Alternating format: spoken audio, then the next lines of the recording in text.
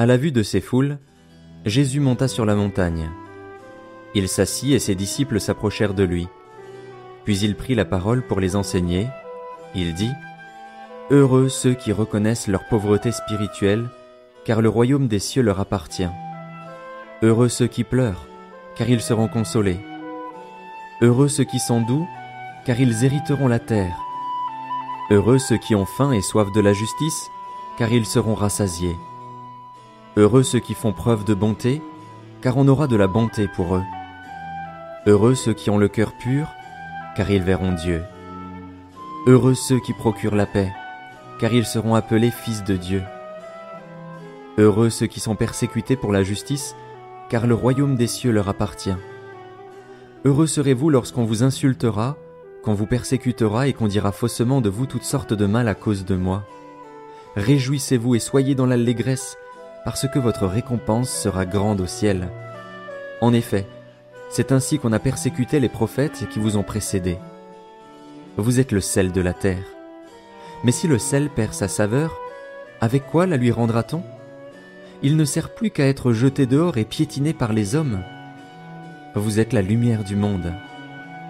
Une ville située sur une montagne ne peut pas être cachée, et on n'allume pas non plus une lampe pour la mettre sous un seau, mais on la met sur son support et elle éclaire tous ceux qui sont dans la maison. Que, de la même manière, votre lumière brille devant les hommes afin qu'ils voient votre belle manière d'agir et qu'ainsi ils célèbrent la gloire de votre Père céleste.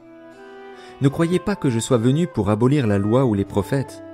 Je suis venu non pour abolir, mais pour accomplir.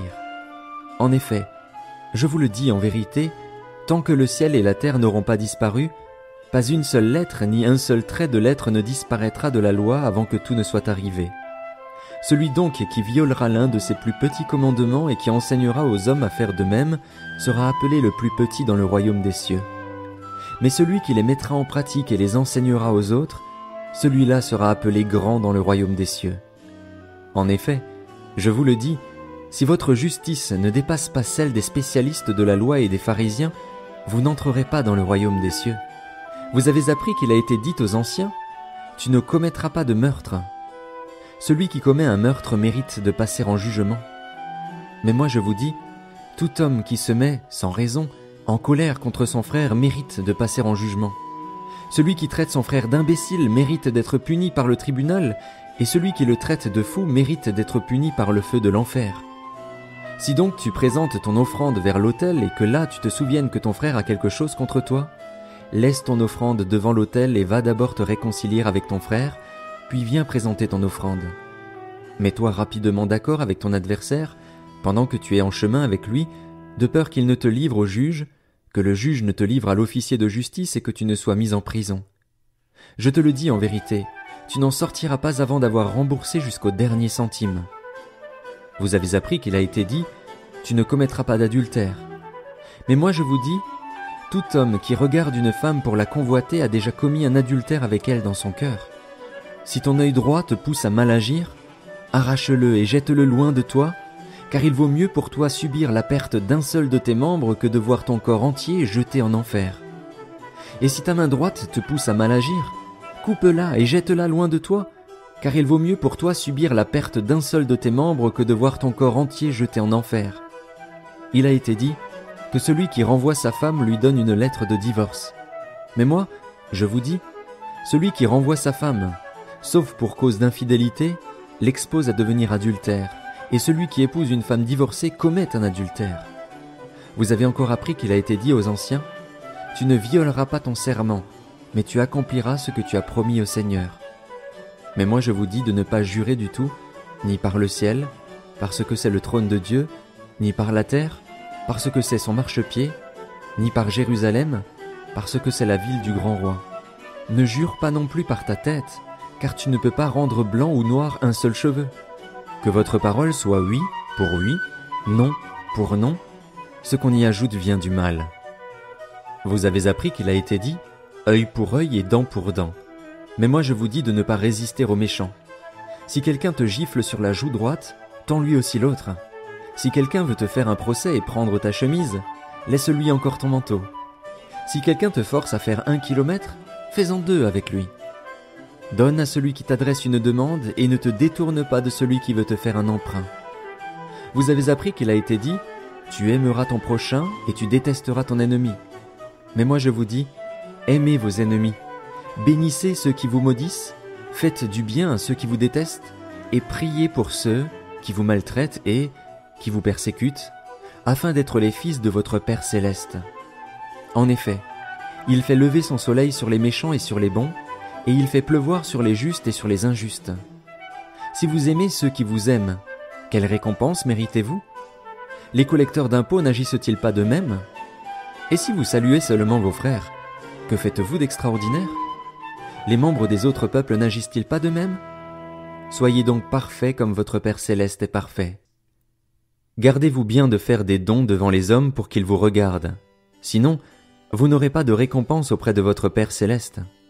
Donc, lorsque tu fais un don à quelqu'un, ne sonne pas de la trompette devant toi, comme le font les hypocrites dans les synagogues et dans les rues afin de recevoir la gloire qui vient des hommes. Je vous le dis en vérité, ils ont leur récompense. Mais toi, quand tu fais un don, que ta main gauche ne sache pas ce que fait ta droite, afin que ton don se fasse en secret. Et ton Père, qui voit dans le secret, te le rendra, lui-même ouvertement. Lorsque tu pries, ne sois pas comme les hypocrites. Ils aiment prier debout dans les synagogues et au coin des rues pour être vus des hommes.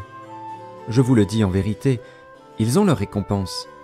Mais toi, quand tu pries, entre dans ta chambre, ferme ta porte et prie ton Père qui est là dans le lieu secret. Et ton Père, qui voit dans le secret, te le rendra ouvertement. En priant, ne multipliez pas les paroles comme les membres des autres peuples. Ils s'imaginent en effet qu'à force de paroles ils seront exaucés. Ne les imitez pas, car votre Père sait de quoi vous avez besoin avant que vous le lui demandiez. Voici donc comment vous devez prier. Notre Père céleste, que la sainteté de ton nom soit respectée, que ton règne vienne, que ta volonté soit faite sur la terre comme au ciel. Donne-nous aujourd'hui notre pain quotidien. Pardonne-nous nos offenses, comme nous aussi nous pardonnons à ceux qui nous ont offensés. Ne nous expose pas à la tentation, mais délivre-nous du mal. Car c'est à toi qu'appartiennent, dans tous les siècles, le règne, la puissance et la gloire. Amen. Si vous pardonnez aux hommes leurs fautes, votre Père céleste vous pardonnera aussi. Mais si vous ne pardonnez pas aux hommes, votre Père ne vous pardonnera pas non plus vos fautes. Lorsque vous jeûnez, ne prenez pas un air triste comme les hypocrites. En effet, ils présentent un visage tout défait pour montrer aux hommes qu'ils jeûnent. Je vous le dis en vérité, ils ont leur récompense. Mais toi, quand tu jeûnes, parfume ta tête et lave ton visage afin de ne pas montrer que tu jeûnes aux hommes, mais à ton Père qui est là dans le lieu secret. Et ton Père, qui voit dans le secret, te le rendra. Ne vous amassez pas des trésors sur la terre, où les mites et la rouille détruisent et où les voleurs percent les murs pour voler, mais amassez-vous des trésors dans le ciel, où les mites et la rouille ne détruisent pas et où les voleurs ne peuvent pas percer les murs ni voler. En effet, là où est ton trésor, là aussi sera ton cœur. L'œil est la lampe du corps. Si ton œil est en bon état, tout ton corps sera éclairé. Mais si ton œil est en mauvais état, tout ton corps sera dans les ténèbres. Si donc la lumière qui est en toi est ténèbre, combien ces ténèbres seront grandes? Personne ne peut servir 2 maîtres, car ou il détestera le premier et aimera le second, ou il s'attachera au premier et méprisera le second. Vous ne pouvez pas servir Dieu et l'argent. C'est pourquoi je vous dis, ne vous inquiétez pas de ce que vous mangerez et boirez pour vivre, ni de ce dont vous habillerez votre corps. La vie n'est-elle pas plus que la nourriture et le corps plus que le vêtement? Regardez les oiseaux du ciel. Ils ne sèment pas et ne moissonnent pas. Ils n'amassent rien dans des greniers. Et votre Père céleste les nourrit. Ne valez-vous pas beaucoup plus qu'eux? Qui de vous, par ses inquiétudes, peut ajouter un instant à la durée de sa vie? Et pourquoi vous inquiéter au sujet du vêtement? Étudiez comment poussent les plus belles fleurs des champs. Elles ne travaillent pas et ne tissent pas. Cependant, je vous dis que Salomon lui-même, dans toute sa gloire, n'a pas eu d'aussi belle tenue que l'une d'elles. Si Dieu habille ainsi l'herbe des champs, qui existe aujourd'hui et qui demain sera jetée au feu, ne le fera-t-il pas bien plus volontiers pour vous, gens de peu de foi? Ne vous inquiétez donc pas et ne dites pas « Que mangerons-nous? Que boirons-nous? Avec quoi nous habillerons-nous » En effet, tout cela, ce sont les membres des autres peuples qui le recherchent. Or, votre Père céleste sait que vous en avez besoin. Recherchez d'abord le royaume et la justice de Dieu, et tout cela vous sera donné en plus. Ne vous inquiétez donc pas du lendemain, car le lendemain prendra soin de lui-même. À chaque jour suffit sa peine. Ne jugez pas afin de ne pas être jugé, car on vous jugera de la même manière que vous aurez jugé et on utilisera pour vous la mesure dont vous vous serez servi. Pourquoi vois-tu la paille qui est dans l'œil de ton frère et ne remarques-tu pas la poutre qui est dans ton œil? Ou comment peux-tu dire à ton frère « Laisse-moi enlever la paille de ton œil » alors que toi, tu as une poutre dans le tien? Hypocrite, enlève d'abord la poutre de ton œil, et alors tu verras clair pour retirer la paille de l'œil de ton frère. Ne donnez pas les choses saintes aux chiens et ne jetez pas vos perles devant les porcs, de peur qu'ils ne les piétinent et qu'ils ne se retournent pour vous déchirer. Demandez et l'on vous donnera, cherchez et vous trouverez, frappez et l'on vous ouvrira. En effet, toute personne qui demande reçoit, celui qui cherche trouve et l'on ouvre à celui qui frappe.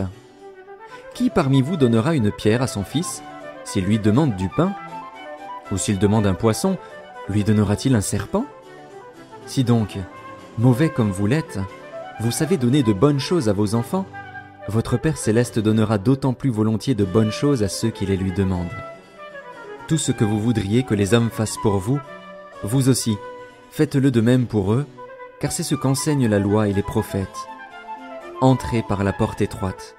En effet, large est la porte, spacieux le chemin menant à la perdition, et il y en a beaucoup qui entrent par là, mais étroite est la porte, resserrez le chemin menant à la vie, et il y en a peu qui les trouvent. Méfiez-vous des prétendus prophètes. Ils viennent à vous en vêtements de brebis, mais au-dedans ce sont des loups voraces. Vous les reconnaîtrez à leurs fruits. Cueille-t-on des raisins sur des ronces ou des figues sur des chardons? Tout bon arbre produit de bons fruits, mais le mauvais arbre produit de mauvais fruits. Un bon arbre ne peut pas porter de mauvais fruits, ni un mauvais arbre porter de bons fruits. Tout arbre qui ne produit pas de bons fruits est coupé et jeté au feu. C'est donc à leurs fruits que vous les reconnaîtrez. Ceux qui me disent « Seigneur, Seigneur », n'entreront pas tous dans le royaume des cieux, mais seulement celui qui fait la volonté de mon Père céleste. Beaucoup me diront ce jour-là « Seigneur, Seigneur, n'avons-nous pas prophétisé en ton nom? N'avons-nous pas chassé des démons en ton nom? N'avons-nous pas fait beaucoup de miracles en ton nom ?» Alors je leur dirai ouvertement « Je ne vous ai jamais connus. Éloignez-vous de moi, vous qui commettez le mal. » C'est pourquoi, toute personne qui entend ces paroles que je dis et les met en pratique, je la comparerai à un homme prudent qui a construit sa maison sur le rocher. La pluie est tombée, les torrents sont venus, les vents ont soufflé et se sont déchaînés contre cette maison. Elle ne s'est pas écroulée, parce qu'elle était fondée sur le rocher. Mais toute personne qui entend ces paroles que je dis et ne les met pas en pratique ressemblera à un fou qui a construit sa maison sur le sable. La pluie est tombée, les torrents sont venus, les vents ont soufflé et se sont abattus sur cette maison. Elle s'est écroulée et sa ruine a été grande.